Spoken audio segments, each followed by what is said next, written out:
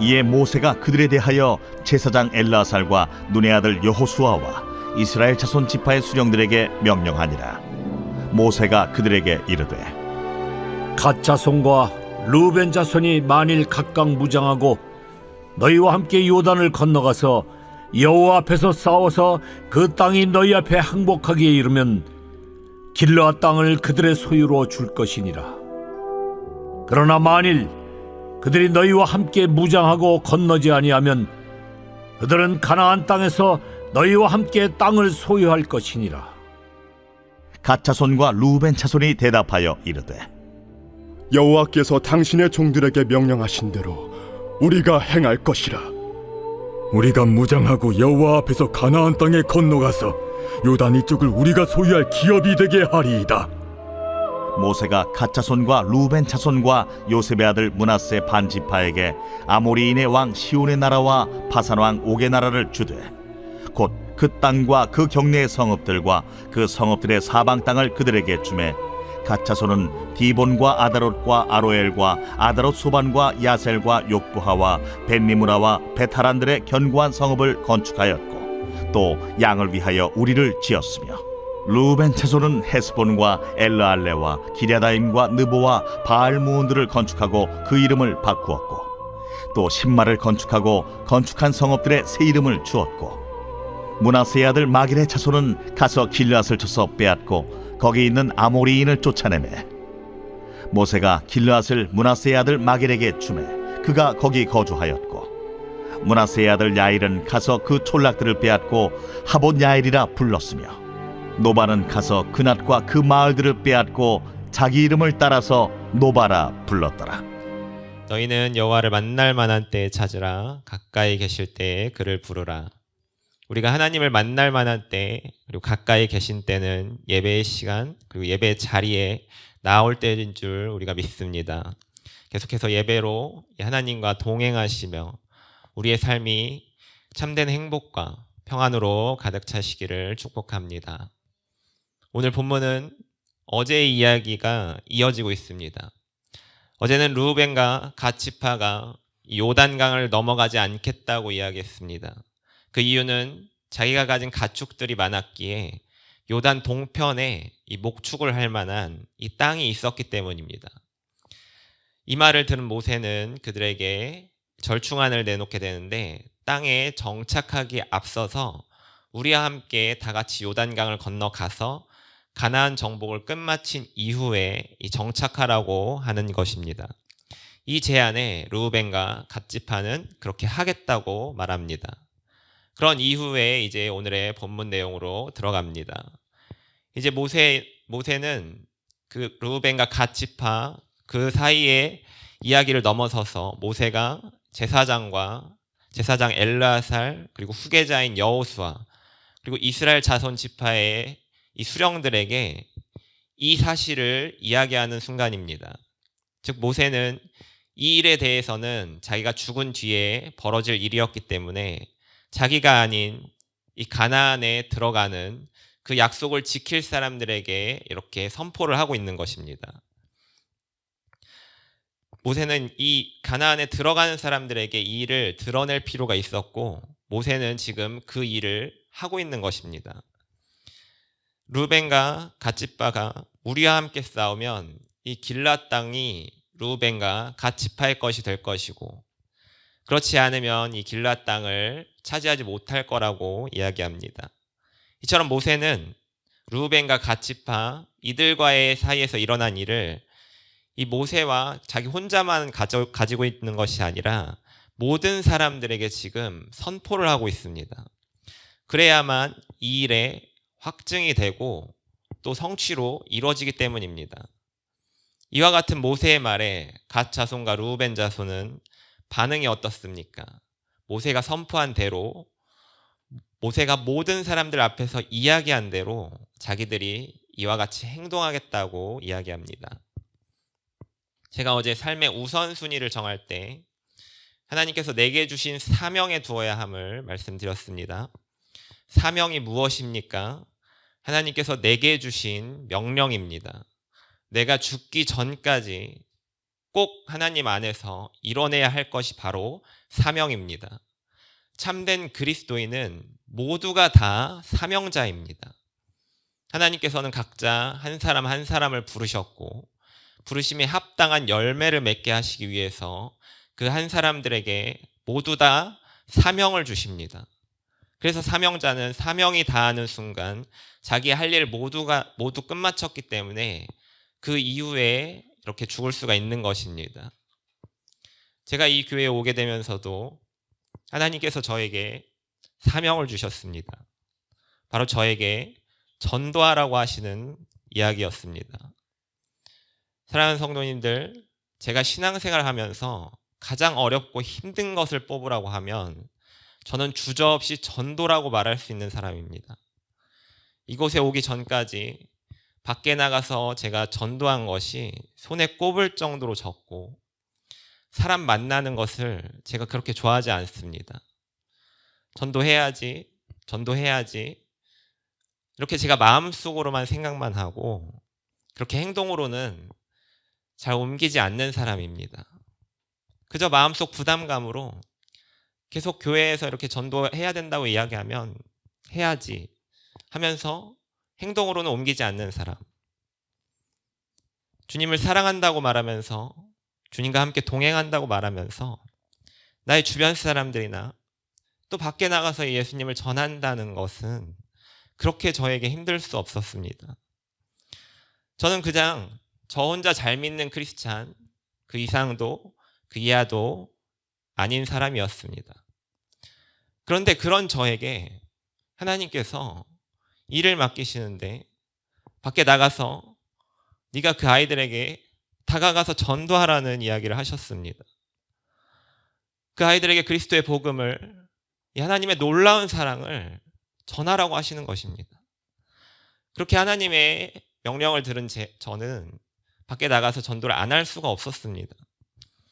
그래서 계속해서 기도로 준비하고 매주 토요일마다 밖에 나가기 시작했습니다. 처음에는 제 아내와 둘이 매주 나가기 시작했고 처음에 나갔을 때 아이들의 반응이 저는 하나하나 생생히 기억납니다. 그냥 먹을 거 이상한 거 넣지 않았냐. 그리고 자기가 하는 핸드폰에 그냥 집중하고 있는 아이.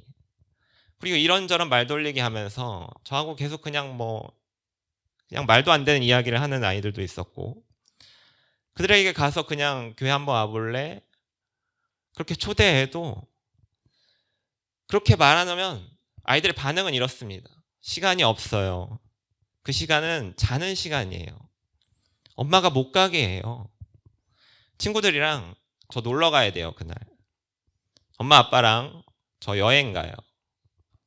이런 말들로 표현은 하지 않았지만 제가 그 반응들을 봤을 때 제 마음에 낙심이 되고 힘든 순간들이 정말 너무나도 많았습니다. 그럼에도 하나님께서 제게 맡기신 일을 저는 포기하지 않을 수 없었습니다. 정말 포기할 수 없었기에 교회에 와서 기도하고 그 뒤에 전도하러 나가고 이 일을 비가 오지 않는다면 거의 매주 지금 계속해서 해오고 있습니다. 그러다 보니 제가 전도하러 나가는 것을 계속해서 이야기했고 그걸 알게 된 선생님들이 한 분 한 분 저와 같이 나가기 시작했고 지금에 와서는 그냥 토요일에 전도하러 나가는 것이 당연하게 되게끔 이렇게 변했습니다. 그러면서 만나는 아이들도 한두 번 보는 것이 아니라 여러 번 보게 되자 그 아이들이 이제는 다른 이야기들을 좀 하기 시작합니다. 이름을 알려주기 시작하고 그냥 한번 가볼까 하는 그런 마음들로 변하게 되고 그러면 이게 차를 타야 되니까 어디까지 몇 시에 오라고 하기도 하고 그렇게 또 말한다고 해서 그 아이들이 또 나오는 것은 아닙니다. 그렇지만 그럼에도 불구하고 우리가 나가는 것입니다. 그렇게 되자 아이들도 저희가 가면 저 사람들은 어디 교회에서 왔고 전도하러 왔다는 것을 그 아이들도 알게 됩니다. 좀 더 그들에게 다가갈 수가 있게 되었던 것입니다.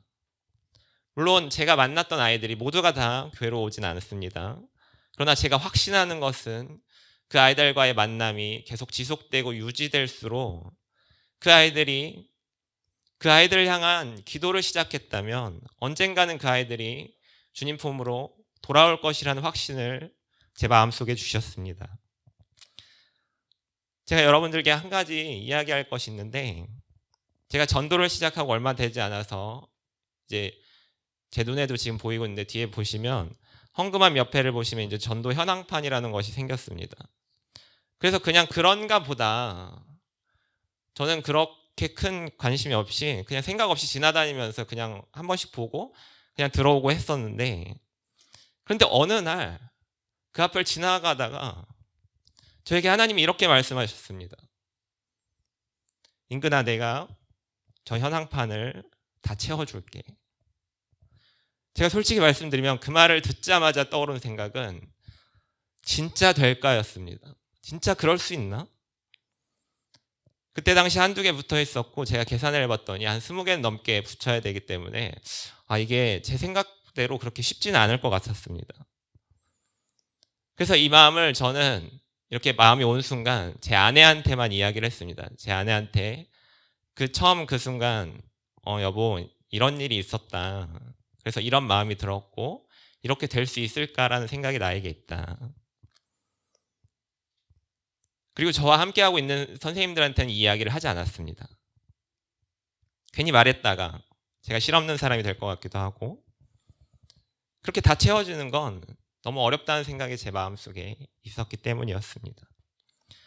그런데 계속해서 매주 전도를 나가고 시간이 지나면서 지금은 거의 다 채워졌습니다. 제가 한 것은 그냥 하나님이 저에게 전도하러 나가라고 하셨고, 그 명령하신 것을 제가 그냥 행동으로 옮겼을 뿐입니다. 절하는 사람은 전도하는 것이 너무 힘들고, 아이들에게 말 거는 것도 어렵고, 사람 만나는 것을 제가 굉장히 싫어하고, 그리고 제 마음속에 쉽게 낙심이 들어오고, 정말 저는 아무것도 보잘 것이 없는 사람이지만 내세울 것 하나 없이 그저 이 하나님께서 저에게 명령하신 것을 제가 행동으로 옮겼을 뿐입니다. 그렇게 하자 저에게 하신 그 하나님의 말씀을 하나님께서 저에게 성취해 주시는 모습을 저는 바라보게 되는 것입니다. 그렇게 놀라운 일을 성취시키는 이 하나님을 보면서 저에게는 마음속에 하나의 소원이 생기기 시작했습니다. 전도를 통해서 교회에 발을 들여놓은 아이들이 한 명씩 한 명씩 이 교회 안에 정착하게 되고, 그 아이들이 우리 주님을 만나게 되는 소원을 제가 품게 되었습니다. 이 전도 해보신 분은 압니다. 이번 주에 꼭 온다고 했다가도 사람 마음이 바뀌어서 이런저런 핑계를 대고 안 오는 것이 부지기수입니다. 이 아이들도 마찬가지입니다. 정말 여러 가지 어려운 부분들이 있습니다. 토요일 밤을 새워서 게임을 하고, 아침에는 잠들어서 교회를 못 나오고, 또 독감에 걸리거나 또 코로나에 걸리고 못 나오기도 하고, 또 어느 날 엄마가 가지 말라고 해서 못 나오기도 하고, 형이 그 아이를 붙잡아 놓고 너 오늘은 나가지 말라고 하면서 그 아이를 붙잡아 놓기도 합니다. 또 다른 지역에 가서 못 오기도 하고, 부모님이 교회를 다니지 않아서 부모님과 함께 어디를 가야 하기 때문에, 또 어디를 놀러 가야 하기 때문에, 그리고 교회 안에서도 행사가 있을 때 교회 밖에 행사가 있어서 못 오기도 할 때도 있고, 그리고 친구들이 안 왔다고 교회를 오는 차에 탔다가도 그 차에서 내리는 경우도 있습니다.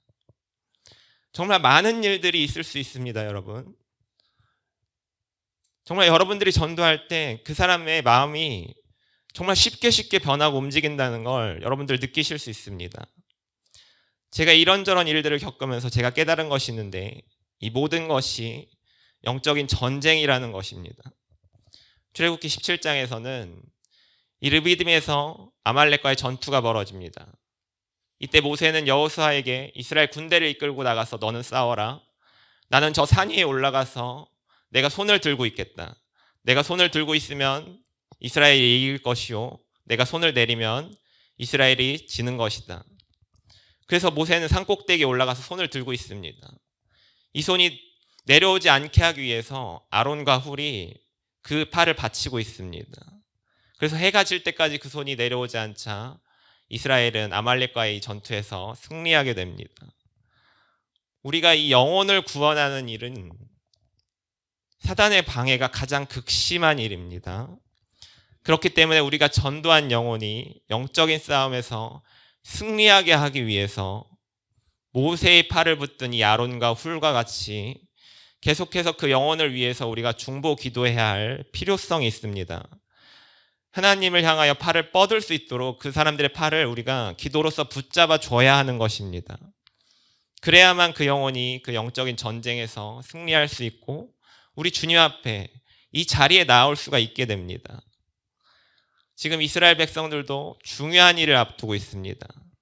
바로 가나안과의 전쟁입니다. 하나님께서 말씀하신 일, 가나안을 쳐서 진멸하는 일을 이제 시작해야 하는 순간입니다. 이 순간에야말로 하나님께서 명령하신 대로 행동해야 하는 순간이며 선포하며 나아갈 순간입니다.